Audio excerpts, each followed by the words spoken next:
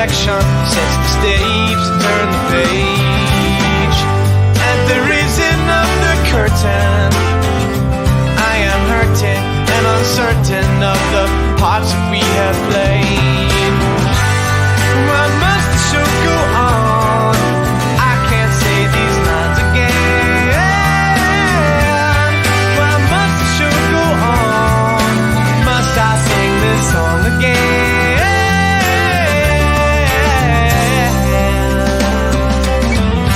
Fading out of the close-up, everybody's reeling, no concealing. Your beauty is seed stealing. Violins are singing, sunset's waiting, radiating. Your entrance is breathtaking. Why must the show go on? I can't say these lines again. Why must the show go on? Must I sing this song again?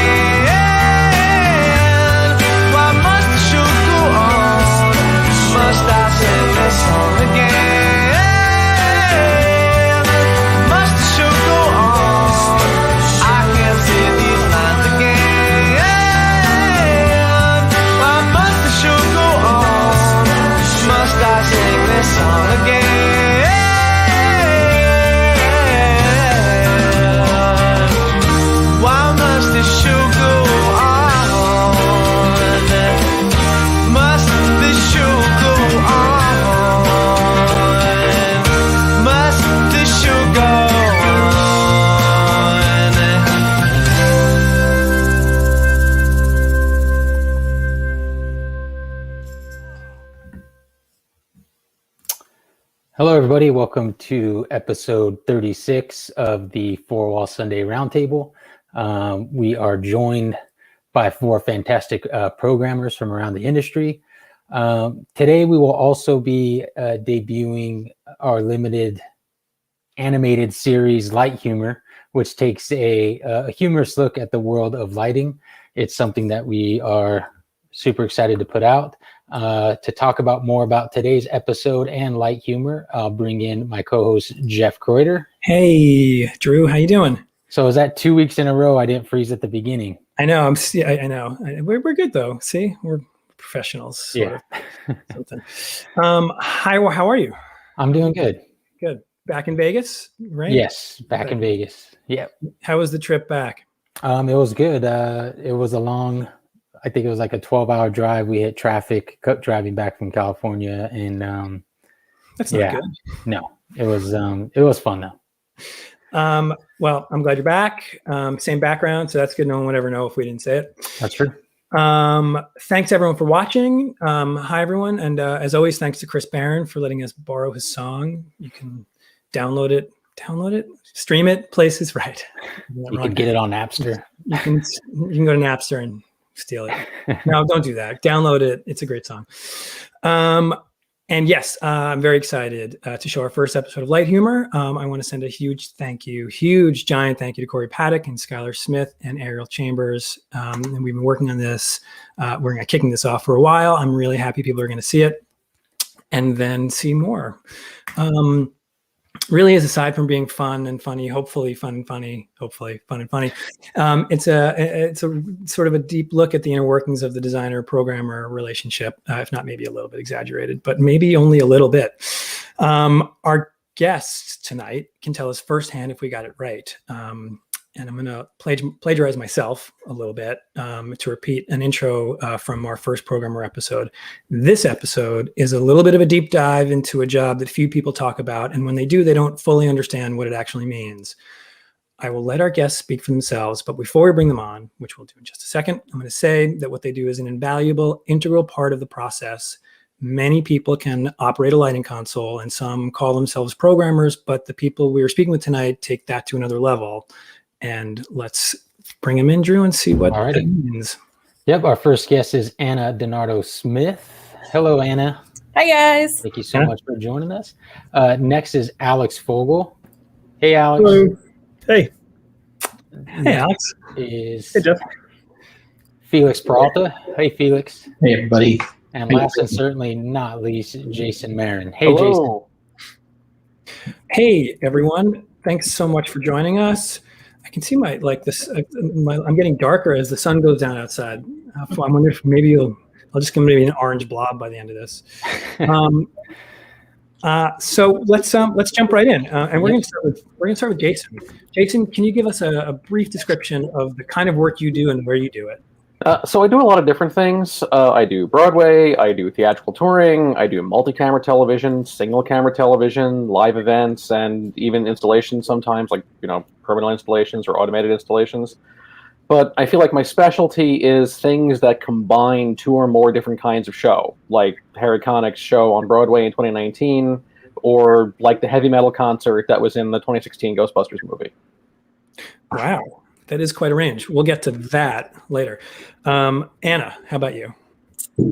Hey, guys. I am also kind of all over the board. I actually think of myself more as an electrician who learned how to program so that I could troubleshoot some stuff. So I do a lot of theater, some Broadway, a lot of one-off event stuff where it's one and done, in and out. I am currently doing TV, which is new for me, and learning that stuff. But anywhere that I can go, I'll do it. Cool. Can you tell us about the special guest we have behind you? Oh, this is Uzi. He has to be in on every video chat that I do, so he'll be in and out. Awesome. Happy to have him. Him? Sorry. Yes. Great. Alex Fogel, welcome to the show. Tell us about yourself. Thanks. I mostly do theater musicals, in particular Broadway, touring, some regional theater when tryouts are involved. I've dabbled in events and TV and other disciplines, but I sort of make my home in the theater, and that's my focus. Cool. And Felix, I think you're going to say something that doesn't have the sentence Broadway in any part of it, which is a little refreshing. What do you do?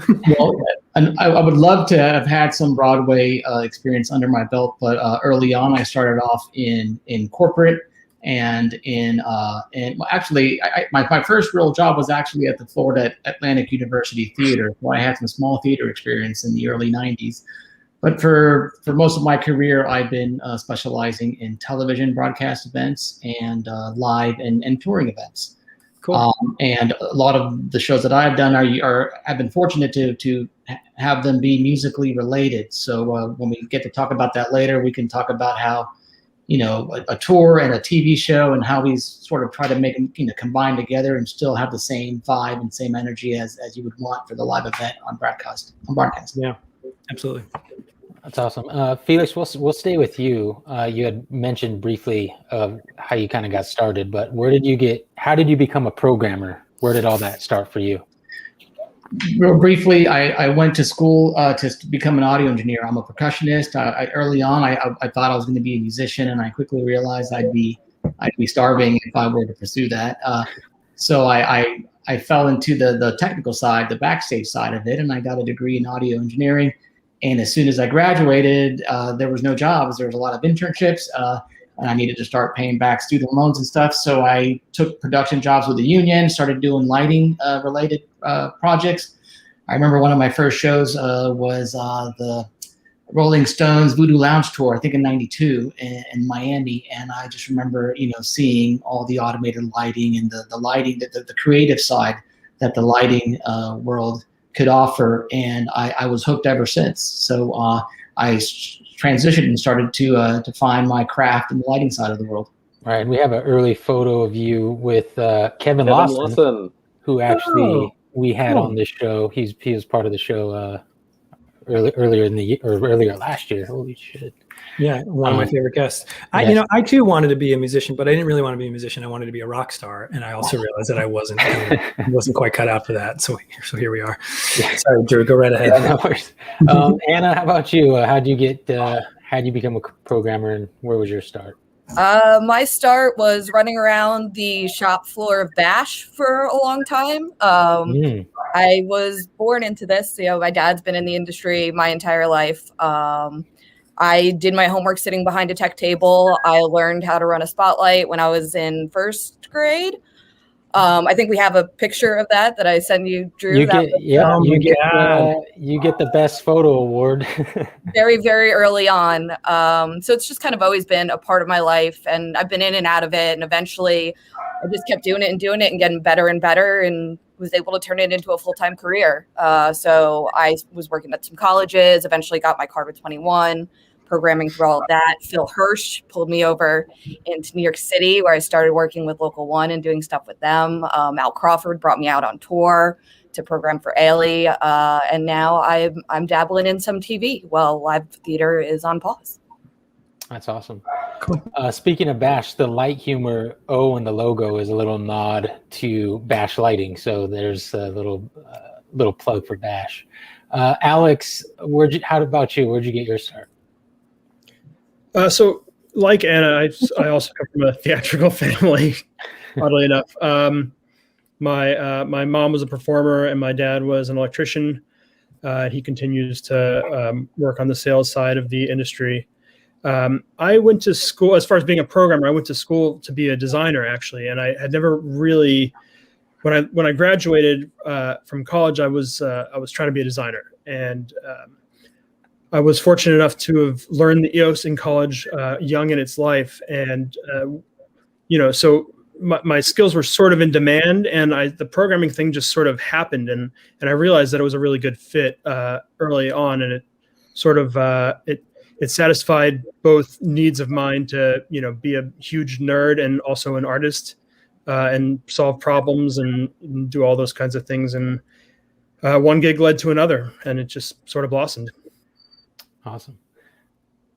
Jeff, you're muted. Oh my God. What is this, like early COVID? I'm still muted. Wow. Artist is the word. Like, I didn't mention that in the intro there, but artist is very important word. My dog is gone crazy for something back there, which is why I muted myself. Sorry. But yes, I agree. He probably sees our special guest back there. That's right. Jason, how about you? How'd you get your start? So it definitely started in high school. My high school had a series of Kleagle Performer 4s, and I learned everything I could about them. But I didn't really learn that the job that programmer was a specific job. It was just for something that people did. That the electrician who knew the most, who the console best, did the job. And so I went to design school, and I went on to learn how to use the expression of the obsession. But it didn't really click until I had a chance to program a small event with an express and some techno beams. That this is something that's seriously professionalized. This is something that I can do. And so I learned how to use the Hog, and I spent a lot of time working on it, doing parties for Bentley Meeker, which is how I just got my chops on the desk. And also I got a lot of advice from people like Mike Appel and Steve Garner about sort of higher level programming concepts when they did larger projects with us. And then I kind of made my way back into theater when someone asked me to program on an Atlantic Theater Company show for Third Eye. And that was my first real job as a moving light programmer in theater. Cool. Techno beams. Heard it. Yeah, not the ones with lasers, though. Jason, who were you? Did you have influences or mentors as a programmer? As I said, definitely Mike Appel, definitely Steve Garner. Yeah. Laura Frank and Vicki Claiborne. Actually, Vicki Claiborne was the person who trained me on Hog 3. Yeah. And so I'm happy that she's still a friend. Did anyone else have a mentor that you want to give a shout out to? Go ahead, Anna. Go ahead. Timmy Rogers definitely had a very parallel career path coming up through 21, starting a program in New York. So I had a lot of really good conversations with him about moving my career along and making the choices that made me happy. Tim Rogers plays the lighting designer in our first episode of Lighting Humor. He gets to get back at all of us. Felix, you were going to say something. Yeah, if I was going to say a mentor, definitely would be Alan Bratton. He early on in the early 2000s, we started working together, and just from an organizational standpoint and philosophical ideas, he's been very instrumental. So it's great. if I had to say one, it would or two, it would be David Arch and Victor Seastone, whose reputations were just something I things people said about them, I wanted them to say about me. And if you haven't heard of them, or they're both known as really nice people and good talented programmers. And patience like you've never seen. Mm-hmm. We Al Rodella, you're back there. We have to get Victor on the show. David Arch has been on, and he should come on again, but we got to get Victor on also. So on the list. Alex, we're gonna stick with you. You mentioned you do a variety of projects, and I know you all do a variety of projects. Does your approach differ from one to the next? How is your process different if you're doing, an event to theater, things like that? Can you give an example or two? Yeah, socially, the structures are very different, so you sort of have to stem from that. But organizationally, my structure is set up to do musical theater, right? So I sort of start with that, and then take elements and reorganize as necessary to, for example, like for events, you might want to have some more things readily available to throw to when the event goes off the rails and you have to jump around. I did a live event with Craig Stelzemuller, and something happened with the sound cues, and the whole thing got completely out of order. But because we had all of our cues that were between numbers were exactly the same, we could jump around in between them without any moving lights flying all over the place. So it was little things like that are the difference. Whereas you would never do something like that in a musical, obviously. Right. Yeah. Yeah. Well, I mean, maybe. No, probably not. Anna. The biggest difference I've noticed, especially now being over in TV, is the priority of time and where you get to spend your time. I had the gaffer, actually, Mike Gallert, that you had on last week. He asked, I was doing the rigging programming originally on the Equalizer, and now I'm over with the shooting crew a bit. And he asked me, he's like, I need a cue to do a checkout. And I go, Broadway, every light, every night, every parameter. And so I wrote about a little bit over 100 cues that you could do in 8.5 minutes to walk through our 3 sets on the arena and make sure everything was working perfectly. And he looked at me and he went, no, I need a button that everything goes to 20%. And I went, oh, okay, I can do that too. Yeah, right. Yeah, sure. That makes sense. And Felix, you do something very different. So how is it different for you from one to the next? Well, similar as my peers you're describing, it's all about being organized. I usually have 2 starter show files that I sort of work with, either a television style one or a live touring one. But essentially, it's all about creating, the strong building blocks. I call it like strong bones in the show file that will allow you to get to that end result, in a quick and timely manner. And like Anna was saying too, it's prioritizing. It's some shows we have 5-6 weeks to build. Some shows I have 30 minutes. So you just have to wrap your head around the scope of the project and forge ahead and work within that time frame. Early on, people think that you have all day to program or all night to program, but it's a union show or there's a tight budget involved. And you realize that you have to be efficient with your time and get the most out of those, get the most results out of that condensed amount of time. I should have asked this earlier, but what's your console? I mean, do you have a console of choice, or do you just jump on anything at any point? My first console was Status Q. Early on, I went Status Q, whole hog. Well, Status Q, the universal LCD controllers. Controllers, whole hog, and then in '98 I transferred over to the MA platform. So I've done MA 1, 2, and 3. And Alex and Anna, I think you mentioned you're both EOS programmers. Is that correct? Yep. Do you use any other platform, or is it all EOS all the time for you guys? So far for me, it's been all EOS all the time. I'd like to take the time to learn the hog and learn the MA, but right now I'm getting hired to run the EOS. I'm knowing that I can do that, and so sure. With what I'm good at for now. Yeah. I've done a couple things on MA, but EOS is really my go-to, and like whatever other strange technology is in the mix as well that we have to interface with. I usually make a point to learn that on a show by show basis. Sure. And Jason, I guess first of all, which do you have a console that is your go-to? As a rule, it's either MA2 or EOS. It's just the right one for the right project. Yeah. And I took a stab at learning Virtuoso and that sort of ecosystem, Sure. but it just didn't come up often enough, and I just lost it. Got it. And then to the actual question, how do you organize yourself differently from one kind of project to the next, since you do really a pretty wide array? So my building blocks are going to be the same generally from show to show. Like, I want to make sure I have presets and colors made from all my fixtures, and I want my stock effects and stock macros. I want to have all that stuff, even if we don't think the show is really going to need effects, because you never know. But really beyond that, because the variety is so large, the first question is really about what is the structure? Is this one cue list? Is this many cue lists? Is this like a bunch of base cues that we're going to be adding a bunch of stuff over the top of? Or is it going to be like there's like a show cue list, and then all the performances live in their own little worlds? And so that's really the key thing to sort out first. And then on that framework, I can construct everything else we need. And also another quick question is, how loose is playback? Like, is someone calling the show? Am I playing all the cues back myself? Am I handing the show over to a program, to an operator, and then it has to be bulletproof? Or Sure. am I essentially handing it over to an automated, like, click, like, someone on an iPad clicking a button and then that playing back stuff via macro, in which case you need a little bit less bulletproofing than you do with an operator. Right. And a lot of the things you do, I imagine, are one-day gigs. So A decent number, yes. you're not handing it over to anyone, I suppose. All right. So we're gonna jump into a little thing that I've tried to ask this question before. It has never fully worked. So but I'm gonna do it again, but better.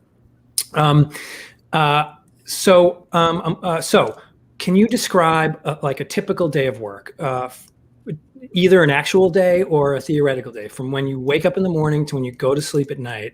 Again, either pick a specific day or a generic day. We're going to start this time with Anna. What's the beginning of the day for you? What do you have for breakfast? I have a few veggies and some kombucha before I leave the house all the time. And then I'll get something heartier on set. Right now doing TV, it feels a lot like the circus and a lot like tour, except that I get to sleep in my own bed. So we show up wherever we're filming that day.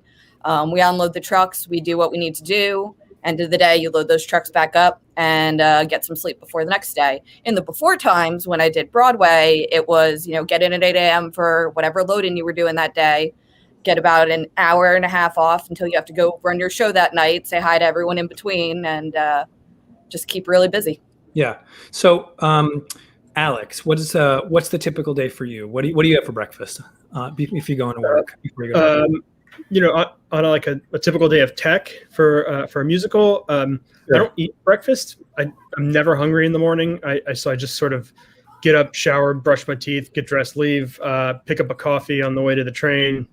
Usually I'll get to the theater anywhere between 8 and 10, with enough time to do a few of my, nitpicky Alex notes, maybe do some designer notes in the morning. And then afternoon is tech with actors for 4 hours, then a 1 hour dinner break, and then another 4 hours of tech. And then you go home, go to sleep, and do it all over again. That is true and succinct. Felix, what's a day at work for you? Yeah, it could be a little bit like Groundhog Day. Yeah. On a typical day, I'll get up early. I'm a runner.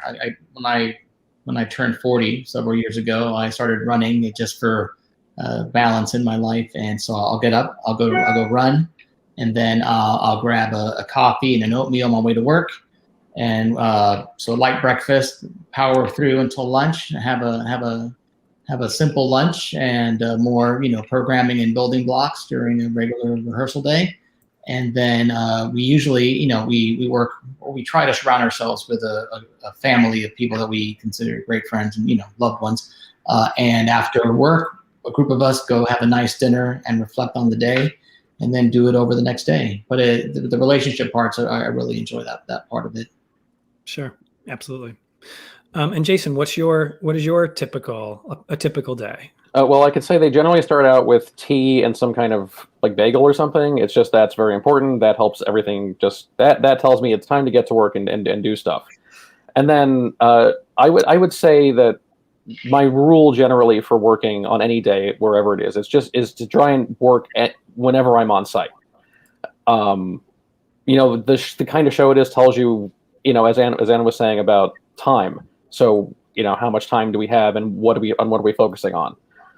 So maybe that's, for the actual thing, we're pushing as hard as we possibly can to get cues in the desk before break or before actors get on stage or before we have to do an orchestra thing. And for a one-off, a lot of times it's just work before anyone needs to do anything, because as soon as we go to rehearsal, we can't keep working anymore. Right. And then, the end of the day can be anything from, a standard like end of the workday time to 1, 2, 3, 4 in the morning. Yeah. So, sure. Sometimes it's dinner on site, sometimes it's dinner at home, sometimes it's, you barely have enough time to put your head down before it's time to get back up.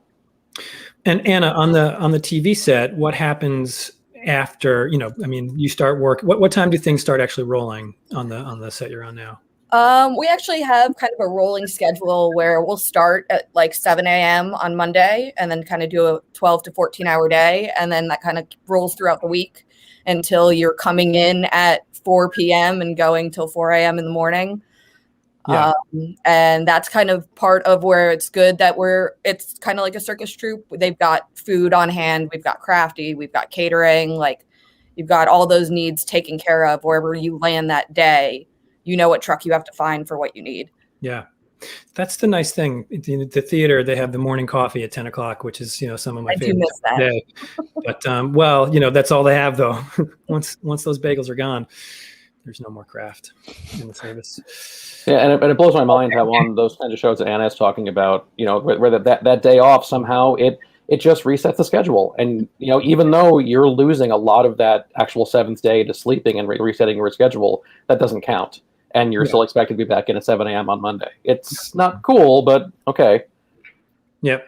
Felix, you were going to say. I was going to say, with regards to crafty, I'm sure a lot of you, have experiences too in this pandemic world. Crafty now is sort of everything's prepackaged. Everything's, it's not as loosely distributed out there. So in some ways, I kind of, I think some good habits have come out of all this. That's a little more efficient. Yeah. We'll see if they stick. I don't know. Yeah. We have that question about so many things. Well, now we'll take a little deeper dive into your work, Felix. Describe your work on a project. It doesn't have to be anything specifically, but just an overview of your role from when you get hired to when the job is complete. This is like a little zoom out. Like if before was the micro one day, this is the... Well, in the programmer role, usually there's normally there's an established client already there. Whether I'm doing a show for Alan Branton or Tom Kenny or Spike Brandt or Justin Colley or some of these other great designers out there. So there's the conversation about the project and the scope of the work. And then there's the information trail of the scope of the project, plots, gear lists, the expectations of what the job's going to be, and then we get on site, and then we start to create the show. Now, in this example, I guess I'll say a television example. Throughout the process, we've been dealing with producers, with creatives about some of the musical performances that might be done for the show. So we've heard from the director, we've heard from the choreographer, we've heard from the artist themselves at times. So getting to that point, we have an idea as to what the creative will be, and the ultimate goal is to get as close to that product at the end of the project, leading up to rehearsals, programming of the show, the rehearsals, the notes after the rehearsal, and then ultimately playing it back and hopefully having satisfaction with that. Great. Alex, my thing is one of the hardest parts, and everyone can attest. It's just trying to make everybody happy, and at the same time finding satisfaction in what you're bringing to the table as well, because we're all artists, we're all passionate, we all want what's best, and it's just navigating those waters and making everyone happy. Yep. Alex, how about you? So my process starts early, getting the job, right? That's sort of the first thing. Next thing I try and do is work with whoever the associate is on the plot a little bit. Sometimes the designer might consult with me about fixture choices, rig layout, stuff like that. I do try and get in there early, make sure the channeling of the moving lights is done in a way that I like and I'm used to, so that I can quickly move throughout that system. And after that, show goes into load in, right? So my hands are kind of off for a little while. Might have some patch stuff to do, but that's it. The next phase for me is in the theater. I try and do most of my prep work in the theater. I find that just works out better for everyone, and I can be around to answer questions.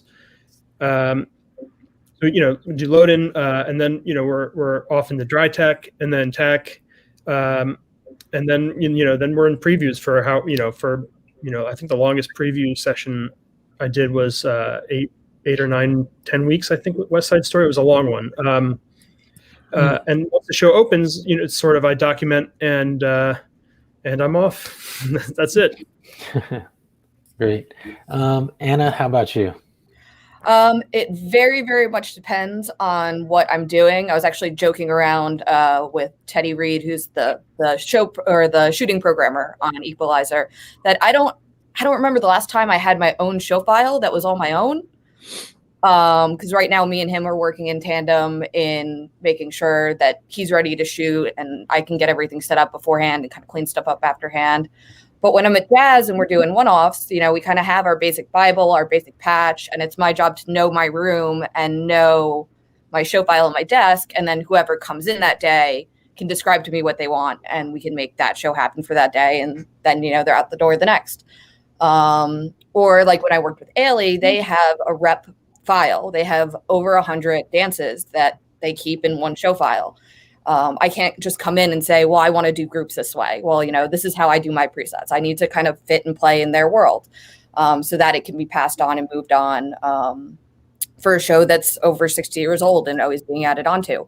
Or, you have the one day where you go in, you're working for Brendan Gray. He says you have 20 moving lights and some of these LEDs. We're going to make it look pretty, and then we're going to go home. And so then I just do that. Awesome. Nice. Drew, there's a question for Anna. Well, I think it's Michael. The boss. Yep. Anna has spent the last few months with us on a single camera episode TV show, The Equalizer, which premieres on, no, just kidding. Is it Sunday 8. It differs from her prior experience as a programmer. What challenges has she encountered? How has she solved new issues? Oh, there have been no challenges, Mike. It's been perfect. I was going to say that's the answer. No challenges. It's the biggest thing that I think we've all touched on a lot is the priorities are different. And I am used to having a lot of time outside of other people to get things prepped, to make sure things work. And on television, we don't have that. We get there and it's off to the races and everyone's there and you're just making it happen as quickly as possible. Whereas when I'm coming from a theater world, I'm used to, we get everything ready and then the panic kind of happens live in front of the audience. I had an electrician for Ailey actually tell me before I worked with them, I was changing gel and I wasn't changing it quick enough. And he goes, how does it feel to have 3,000 people waiting on you? I went, oh. So now when I go and do TV and it's just the gaffer waiting on me, I'm like, you can wait a minute, which they don't always appreciate. But he's listening, he's watching. Yeah, right now. It's just learning the different priorities. Yeah, got it. Jason. We lost Jason for a second. Scared me there for a second. Sorry. So I would say that from the start of a project, my approach remains generally the same, regardless of the kind of project it is. It starts with a call and getting dates, and then generally, I on a lot of the projects I do, I consult on fixture choice and also on console choice, depending on the kind of show it is, and talk with either the LD and either the production electrician or the gaffer. And then, in some cases, I patch the show. In some cases, the gaffer production electrician patches the show, and I'll just enter it offline. And then, if we have unfamiliar fixtures, I will definitely want to have shop time with them with the desk because I don't want to be learning about the fixtures on site. I want to know them inside and out before we get there.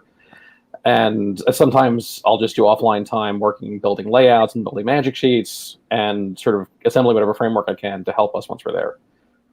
On site, obviously, we talked about this before. It changes a lot. Once we're actually working. Yep, absolutely. Let's go back to Anna.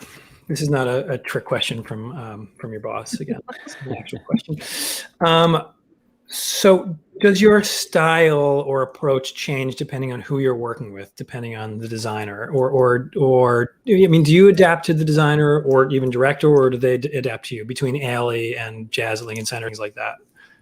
I try to adapt to people as much as I can, not only in, basically style, and we're gonna talk in either whether you're talking syntax or whether you're talking big ideas, like that stuff you can always just kind of work out.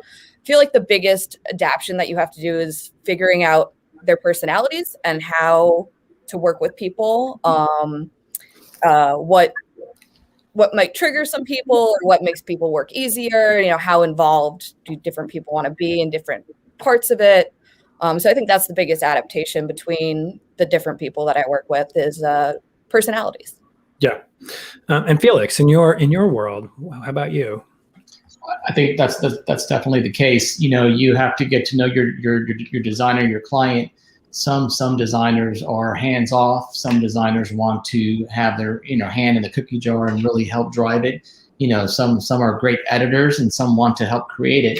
So you just have to, as you get to know your clients, you'll be able to come in with that right mindset as to, okay, I'm going to drive a lot of the art, or I'm going to suggest a few things, but then just really let them give the overall storyboard. So yeah, it differs from person to person. Now, I know that where Alex works, the designer does not touch the desk. In your experience, Felix, where you work, are you like with the designer on the console, like together, or sometimes more so on the touring side of shows. I've done a lot of shows with Justin Colley and Abby Holmes, and they're great former icon programmers. So it's hard for them to not get in there and touch the desk. So. But again, having a great relationship with them, the collaboration is really satisfying. Yeah, cool. Can I ask a question about that? Yeah, please. Like, Felix, in those cases, do they tend to have their own desk, and you're both working on the show file at one time? Usually, yes, because it'll be, if it's a touring show, there'll be an active desk and a backup desk. So I could be forging ahead on one desk, and then they could be tinkering on the other one, and trying some things out. But yeah, we'll have multiple desks. Yeah. And then sometimes at 3 or 4 in the morning, we're really inspired. Everyone's on the same desk going at it. Yeah. In art. It's a lot to do in a little bit of time. It's nice. It's nice to be able to do that. I think I did a show. It was actually a Broadway show where we had the main desk teching, and then we had someone else on a previs station, like 3 rows back, just like building effects to then like loop into the main console. So whatever you got to do, really. And Jason, since it's your turn, since you asked a question. Oh, so I do adapt tremendously. There, as it has already been said, there are times where where I've written all the cues and all the content, and the designer just kind of gives their stamp of approval when they take a look at something, or say, I change that around a little bit or adjust it. And that runs all the way to the designer wants to give specific input onto every fixture that's turned on. And so I find that the thing is learning what every situation needs and what every designer wants, and learning to anticipate them, but you can always be surprised. For example, like I've worked with a designer who also ranges themselves tremendously from project to project, where like on a theatrical, they have a very, very focused view of every fixture, but on an event that, they'll say, I need you to knock out cues for these 3 songs while I go talk to the video shader. Yeah. Sure. Absolutely. That's nice. I mean, it's nice that you can do that. Speaking as a lighting designer, that's great. You're hired. Alex, what do you, first of all, Alex, be nice to me. How do you adapt? I'm gonna remove Jeff from the stream, Alex. You go ahead and say whatever you want. No, for anyone who doesn't know, Jeff and I have done a bunch of shows together. Yeah. But I work for a bunch of different designers, and it all sort of starts at the relationship level for me. Like that's the top thing that you're dealing with, right? And everyone's different in the way that they work, and I see it as a big part of my job to just be an extension of the person who brought me on board's process, right? I don't want to do anything to encumber the process. I want to be, that person's arms, and however that might, some people I work with want to feed me every level in color, and I'm fine with that. And other times, like you said, Jason, they're like, knock out a bunch of cues for this song. It sort of does run the gamut, and I'm okay with all of it. I just, I do feel like it's my job and my business to be whatever kind of programmer I need to be for the designer who brought me on board. Cool. We'll get the dirt on episode 36 after hours. When I'm gone. Yeah. Um, Are we on the? Oh, was it my? I thought. Yeah. Did Anna get that one? Yeah. Oh, did you answer that? Sorry. Yeah, started it. It's because I skip sometimes. Alex, we'll stick with you. As with technology evolving all the time, how do you stay on top of it, from the software updates to the constant release of lights? It's not. I've honestly found it more challenging to stay on top of the technology during this whole COVID thing than I do when I'm working. It's not even something I really think about. Release notes come out, you read them because you're using the gear the next day. A new fixture is coming on board, and it's in your show, and you're dealing with it. So staying on top of the technology for me is pretty easy just by nature, because we're using it all, right? And I'm one of those people who gets stressed out when I got to use a new piece of gear and I learn everything about it. And I do feel like it's another part of my job to know the technology inside and out, so the designer doesn't have to. So it just sort of happens for me. It's something I don't even really think about. But I will say staying on top of all the releases and new technology during COVID has been a little bit of a challenge. Interesting. I mean, I guess you kind of have to have everything right there with you to kind of, reading it's probably not gonna help much. Yeah, you have to make sure you know when it happens. Mm-hmm. Yeah. Felix, how about you? I think it's, you just have to be immersed in your craft. And if you are a professional like we all are, and if you're passionate about what you do, we're thinking about this 24/7, so we're, I might say, in contrast maybe with Alex, the last 25 years, when pre-pandemic, everything's been sort of a blur. You're just constantly having to produce. So you're sort of, immersed in this matrix of a world that we're in the entertainment industry. So you had no choice but to stay on top of everything because there was no downtime. I'm married. I have 3 kids. So actually, pandemic has been, on contrary, an opportunity for me to pause and to reflect and to sort of to regenerate and to refresh my whole thoughts.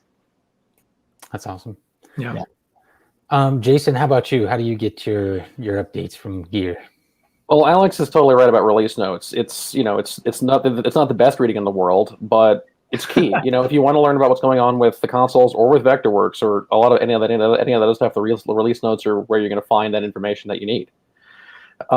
As far as fixtures, that can be a mixed bag. It's like the 18-month release cycle that some of the manufacturers were on for a while was a lot, and also if a shop didn't buy a piece of gear, you'd never see it anyway. So it didn't necessarily matter that you knew everything that a vendor had coming out because you might never see the stuff. But for example, 4Wall does let us know when they have new stuff in the rental inventory, and so I'll try and make either opportunity to go see it at the shop or have one sent to me at the venue, and check it out and see how it works. Mm-hmm. It's a combination of reading and then seeing the stuff in real life, reading about fixtures doesn't really mean very much. That's four-wall entertainment that he mentioned. Four-wall. Thanks for the shout out. Sorry, Felix, you're going to say something? No. Did I make that? Anna, how about you? I call Victor Seastone. Yeah, I Easy. call Victor Seastone. I call Victor. Yeah. This, I feel a lot of me also continuing my job as an electrician and doing production and prep work and really having my hands on the fixtures and getting to play with them outside of programming them. I get to understand them better. I get to understand their shortcomings better. So that way when I'm behind the desk, I know what the light is and I know what it can do. And I'd love to troubleshoot. It's my favorite thing to do. So if you give me a light to play with or a new software or whatever, I'll spend the time to sit there and figure out all the different quirks and things. And I guess to Jason's point, if you have the light on the show, you're gonna learn how to use that light, and that's it. And if you don't, there's a lot out there. So maybe you're not going to study everything. That's every little thing. I will say, to call Victor. I mean, I know a lot of companies have someone like Victor, and ETC has a lot of Victors. Victor works for ETC, by the way. I should say that. The great thing about the EOS is that they are, maybe this is true about MA. I don't use that console, and so I'm never stuck. But the great thing about EOS is that there are the people there that you can call, and in the middle, at 7:45, and say, I can't do this thing, and and they say, here's how you do that thing. Or and I know, Alex, you have experience with this also. You can say, I wish the console did this, and then a year later, you ask them again, and they say, actually, Jeff, we put that in for you like 6 months ago. I'm like, oh, great. So that's very nice. There's a little ETC shout out, looking for sponsorship anytime here. Yeah, and we got a comment here from Joel. I'll let you go. Go ahead, Jason. Oh, so to say, MA absolutely does have that, and I've contacted them with, hey, I ran into something I've never seen before. I need help, and they absolutely offer that same kind of support, which is great. Yeah. Cool. Yeah, I was just going to bring in this question.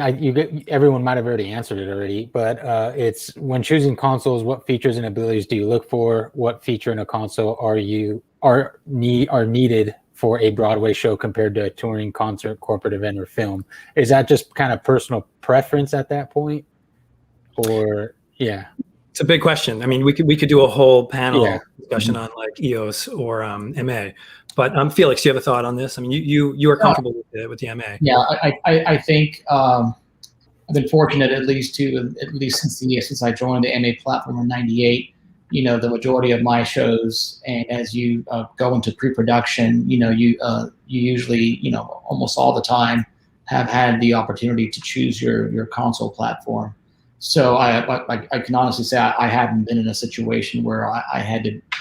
I had to choose a console that I was not going to be comfortable with to do the project. But conversely, all these consoles, I don't know the EOS as much, even though I did early on. I do the ETC Insight and the Expression line, but the consoles have come a long way these days, and you could almost do anything on any platform.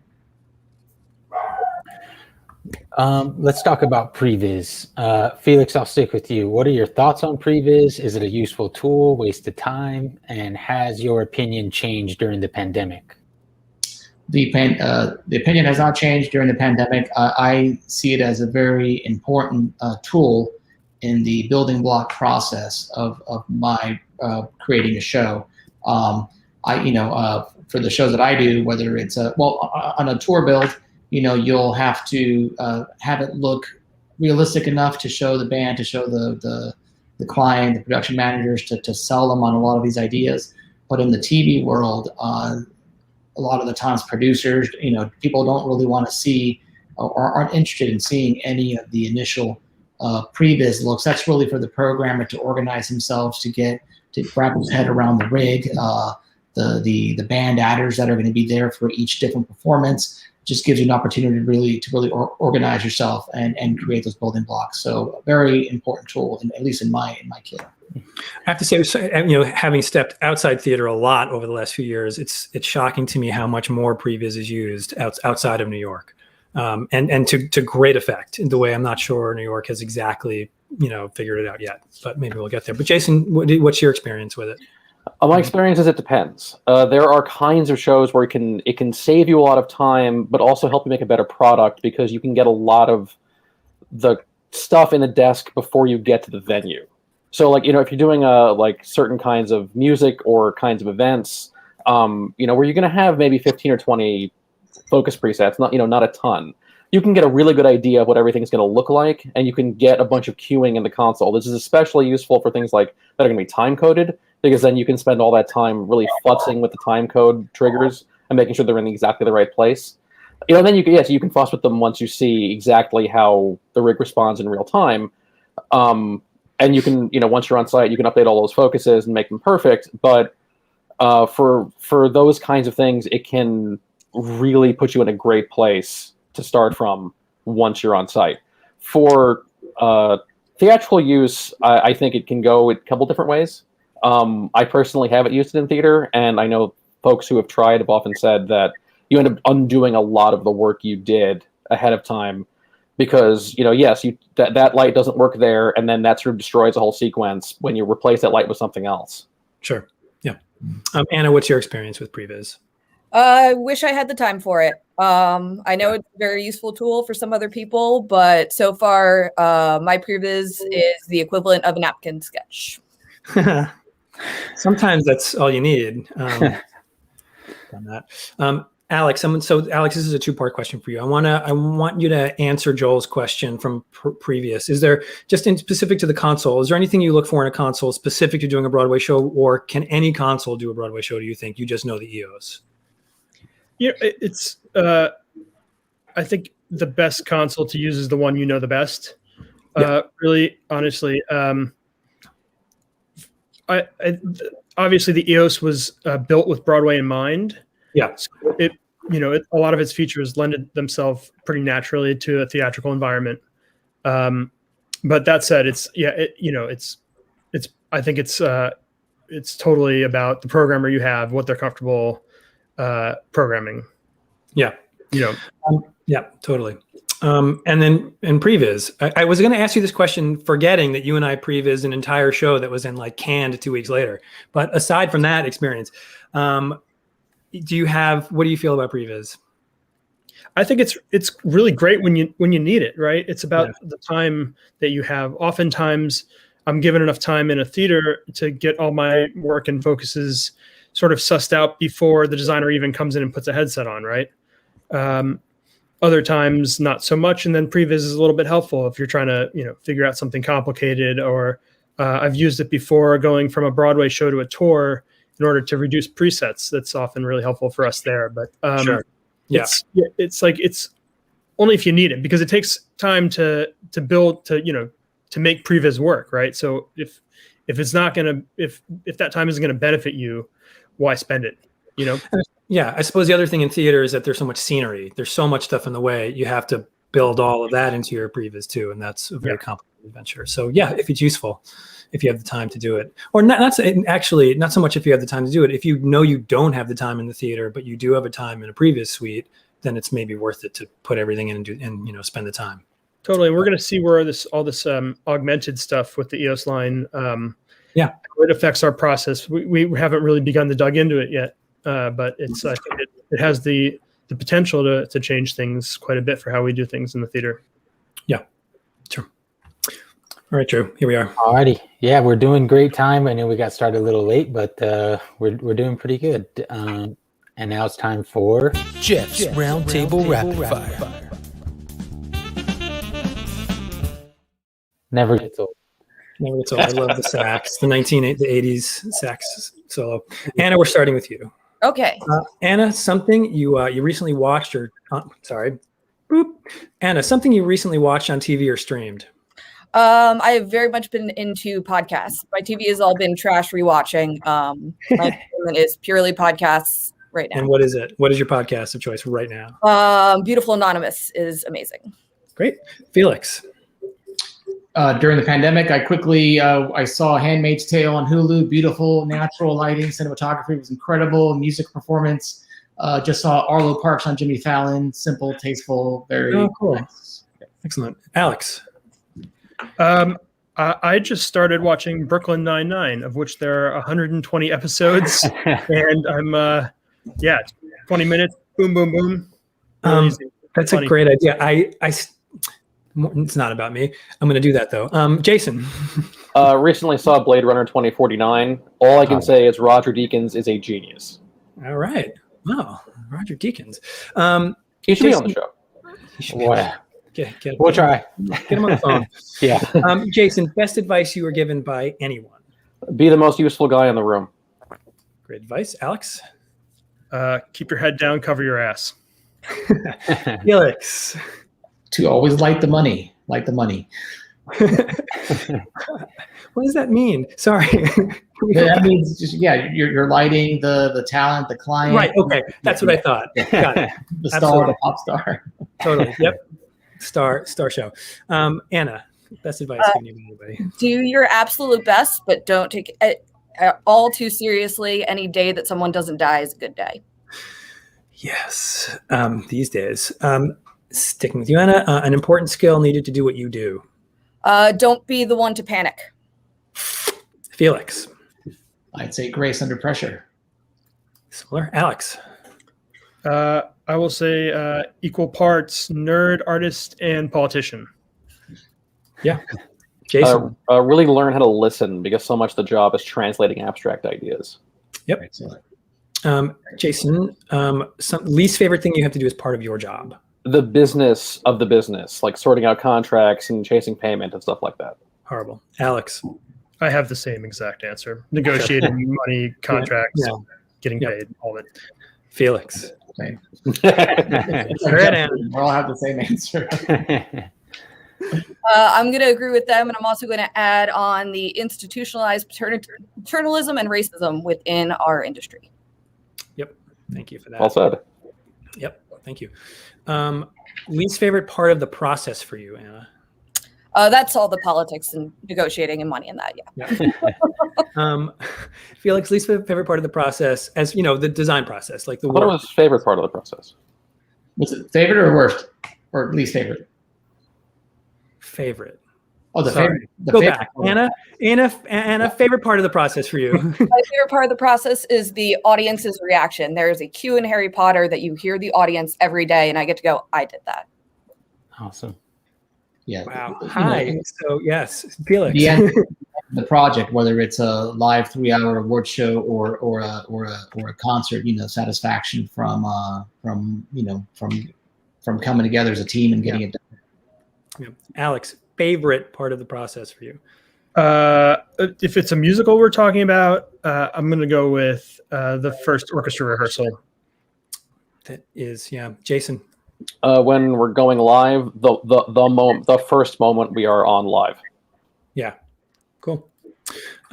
Jason, your dream moving light feature that does not exist currently. How about a feature that does exist but no one builds into units anymore, which would be just automatically tracks focus as the thing zooms. Alex. I want a fixture that will automatically level itself on the pipe regardless of how it's hung. Yeah. Yes. Felix. I think I want a fixture with perfect color temperature, variable color temperature that you can really dial in from 3200 to 6K. Yep. Anna. I'll take all those. Those are great. Also, lighter LED units. Yeah, great. And Anna, your dream console feature that does not currently exist. I cannot wait to have magic sheets on my tablet. Great. Felix. A cup holder. It's the old disc drive. They used to have that. Yeah. I'm really mad with the MA3. They took all my drawer space. It's just a little drawer now. So, no.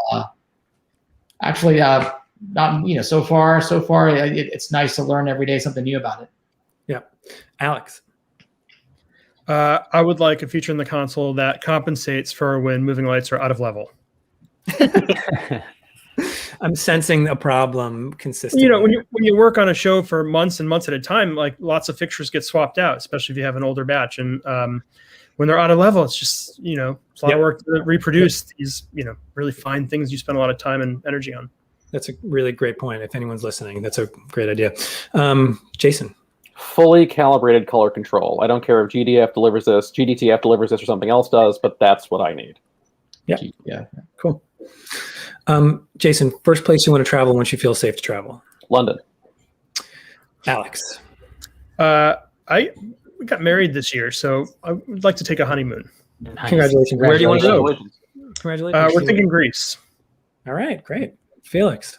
We actually postponed a holiday trip last year, but it'll be Italy and Greece for sure. Hey, great. Yeah. With the whole family, Felix? Whole family. Amazing. Anna. Last April, I was supposed to go to Newfoundland with two of my best friends, so I'm looking forward to being able to do that. Cool. Okay, last question in the rapid fire. We're almost at the end of our show.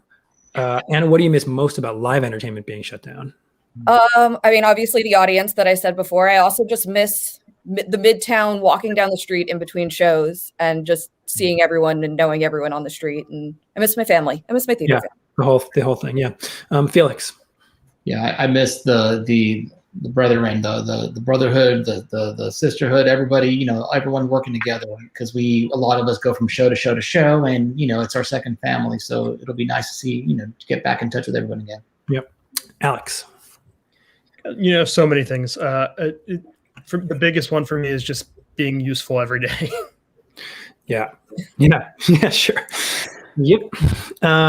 At something you do. Yes. Jason. Assembling as a community, and that isn't necessarily just the production team. It can also just be as a part of an audience at a show. It's like sometimes like a team or an audience just creates a community for that one show or that one night, and being part of it feels so good. Yeah, absolutely. Well, thank you. Racing to the end. 2 more quick questions, I believe. Jason, we're going to stick with you. Work aside, there's been a shutdown for the last while. Newsflash.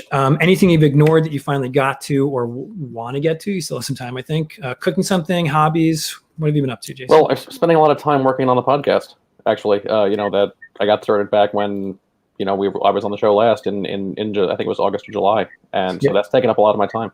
That's great. It's nice to have something like that. You don't want to plug it? Plug it, Jason. Sure. Casting Light Podcast, Anna. If you're looking for podcasts to check out. Sure. Just did 2 episodes with Bill Burner, the TVLD. Nice. Check it out. Anna, how about you? I've been doing a lot of arts and crafts. I have some paint by numbers behind me that I've been doing. I've been doing some cross stitch. I also have a lot more. I'm keeping in touch with friends more on a regular basis. I have Zooms on Thursdays and Saturdays. And I've also been working with Just Labor, which is a social justice committee for entertainment workers, union, non-union, ushers, backstage, actors, designers, and trying to make the workplace more equitable when we get back. Cool. Alex. A bunch of stuff. Been trying to hang out with friends more, ride motorcycles, things like that. I wrote some software actually that is going to make, I think, Moving Light Focus on tours a lot faster, more efficient.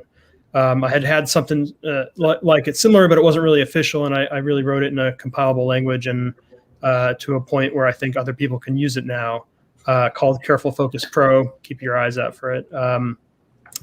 Also got 2 cats. Hey, it's adopted 2 kids. Yeah. Felix, how about you? I'm spending time with your kids, as you said earlier. Right. On the road a lot. I was usually out of the house like 250 days a year for so long. So I just like the pause and catching up, being there for birthdays, holidays, and enjoying family times, because it's I think one of the important things in our careers is balance, and we have to strike a good balance. And I realized that maybe it was out of balance beforehand, so this was a good pause. Yeah, I'd like to add on to that too, in that so I had a 1-bedroom apartment in Manhattan, and then all this happened, and there was no reason for me to be in Manhattan anymore. So I am back to living with my parents, which is a surprising blessing that most people don't get to spend this much time with their parents as adults. And I've really gotten to know them a lot better. And so I'm glad that I got this year with them. That's very nice. That is awesome. Yep. Yeah, that's nice. It's nice that it's going well. I mean, maybe people have a different experience with that same story. I'm actually not so much living, but my wife Kate and I are with my in-laws, her parents, right now for a little while, just to be with people in a pandemic. So if they're watching, hi, Chris and Arnold. Thanks for watching. Did everyone answer that question? Oh yeah. Did. I will say, Jason, I'm gonna plug it for you. I will be on Jason's podcast at some point soon. I don't know when that is, which is probably why Jason. That is true. To give that a little plug, but coming sometime to coming soon. For you. It was great, by the way. It was a great time doing it. So I had a good time. So maybe your editors will make me sound good. I have no staff. It's just me. Oh, it's you. Great. That's why it takes so long. Drew, there's a question. I know we want to get going here. There's one question that came in that I'm going to say it's about augmented. And Sarah, maybe this can be an offline answer, unless Alex, it's a quick answer. How's augmented coming along? It's coming. I haven't had a chance to really put it through its paces yet. I've been a part of the beta process, and it's certainly an interesting concept. I think there's some really cool things coming out of it, especially XYZ, programming instead of pan and tilt. I think can be pretty cool and useful for us. And just having it integrated makes the whole previs situation just a lot easier and more streamlined. Sure. I'm going to bring in a comment here. We love having you with us. So I assume you know who that is. Yeah, that's my Anna, that's your mom? Okay. Excellent. Okay. Racing to the end. Alex, Yes. What advice do you have for young people who want to do what you do? I actually wrote some stuff down for this. I wrote down, be good at what you do, but do it quietly. Put yourself at the right place at the right time. If you can figure that one out, bless your heart. And be easy to be around, because we're all around each other for so many hours in a day. Nobody wants to be around someone who's going to be difficult. So that's what I have to offer. Well said. Anna? Mine is very similar. Be someone people want to work with. You can have all the skills in the world and you'll be able to get jobs even without it, but be the person that people want to call back again and be when they walk in the door and they go, Anna's here. Oh, thank God. We get to have that day. And also on the opposite side of that, when you get the chance, and I know you're supposed to say yes all the time, when you get the chance, only work with people that you like working with. Don't work with people who make you miserable. Spend your time with people you like. Yep. Jason? A couple things. For the first one, I'm going to quote Laura Frank here. Learn how the consoles interact with fixtures at a really deep level. Like, get a 2-scene preset and a single fixture, move the faders, and sort of see how they work together. Because that's what you're doing when you're typing all those commands in and moving all those parameters. And the other thing is learn how programming works. That's as important as learning how the desks work, because a lot of the concepts I use are completely platform agnostic. Yeah. That's a very good advice. Felix? I think what I tell myself and I tell young kids as well is to choose quality over quantity. As some of you all said, it's not about doing all the gigs. Just try to get great gigs that you'll get the most satisfaction out of. Be a good listener. Stay passionate. Stay hungry. And don't do it for the money. Have your heart in it. The money will come. The money will work itself out. You'll get all. If all of that karma is good, you'll be more than satisfied in the end. Great answer. Great way to end. Before we roll our video, does anyone want to add anything, retract anything, or clarify anything before we say goodbye? All right. Well, thank you all very much. Yeah, thank you. Thank you. Really appreciate having you. Yeah, All right, it was Drew. great. It was great having you on. To the panel, don't leave. Just stick around. I'll let you know when we're not live anymore. We're going to queue up the first episode of Light Humor. We'll be back next Sunday.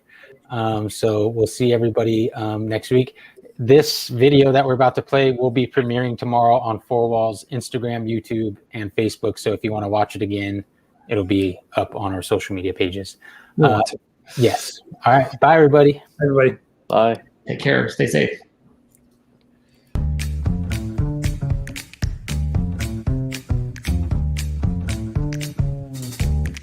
Okay, can we go to 244 and turn the haze on? We don't have a 244. We don't? I wrote it right here. We go from 243 to He means 249. Quiet. We talked about this. Do you mean 240? Oh, wait, that's a 9. Go to 249. Told you. Okay, can we quickly make an effect with Group 61 doing a left-right chase and Group 501 doing a ballyhoo while also rolling between red and blue? Seriously? At 11:30? Shh. Okay, give me a second to work on that. Sure, just give me something quick. Can I see it? Still working. I know it's hard, but I swear it'll be worth it. That's what she said. Inappropriate. Okay, good enough for now. Can you keep the movers out of the audience? Sure. We'll just use the avoid audience button. Please. Wait, is he eating again? Stop it. Hey, can we get some light on Sam? Let's put 14 on the girl down left. And turn the haze off. How can you stand that? Gotta pick my battles.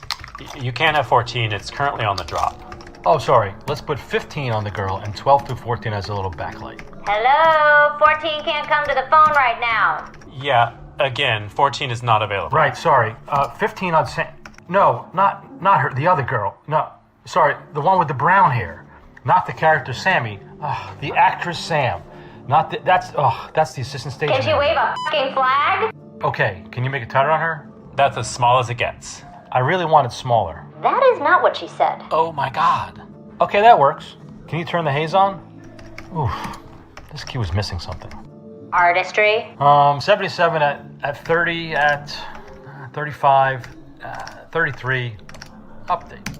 Yeah, those 2 points will make all the difference. Zip it. Actually, let's turn the haze off, and 301 through 351, cue only, trace, update, enter, to track. He's just inventing keystrokes now. I know what he means. Okay, try and keep up. No, you keep up. Pretty soon I'm gonna need a software update. Hey, Lights, Sam still feels dark. What's supposed to be lighting her? Says the lighting designer. Not helpful. Don't we have this look already? The work lights? If you don't shut up, I'm switching to the backup. Excuse me? Sorry, just dealing with some interference up here. That's a 5-minute break, everyone. Take 5, and there are brownies here at the table that Angie made. Take 5. I need a cigarette. All right, thanks. Leave the cue up and spin a disc. Spin a disc? Okay, Grandpa. 1997 called. They want their microvision back. Hey, leave me out of this. Spin a... Oh, I like this cue. This is pretty. Good job, team. Did someone say brownies?